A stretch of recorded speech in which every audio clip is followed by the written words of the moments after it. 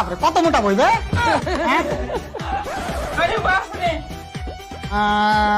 বাপরে এত মোটা বই যদি আমি শালা স্কুলে পড়াশোনা করতাম শালা মাস্টার হয়ে যেত মনে হয় মজা পাই খা দোস্ত খা খা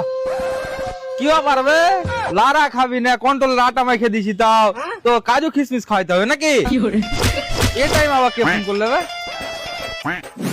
হ্যালো স্যার আমি চুলু সিম কোম্পানি থেকে এমআরএল বলছি তুই তো মনে রিচার্জ করার লাগে ফোন করে থাকিস এক্ষুনি সিম কে বাইরে করে চাপবে খেয়ে নেবো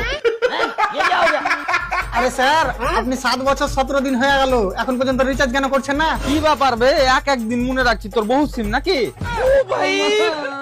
দেখুন স্যার আপনি খারাপ শব্দ ব্যবহার করবেন না এই কলের সমস্ত কথাবার্তা কোয়ালিটি পারপাসের জন্য রেকর্ড হচ্ছে হ্যাঁ ঠিক আছে পুরো রেকর্ডিং যখন হয়ে যাবে একটা সিডি গালা বাইরে করে দিয়ে যাস আমাকে যদি আপনি সিমে রিচার্জই করবেন না তো সিমটা ব্যবহার করে কি পাচ্ছেন মজা নেটওয়ার্কের ডান্ডা গালা দেখে না আমার মনটা না ঠান্ডা হয়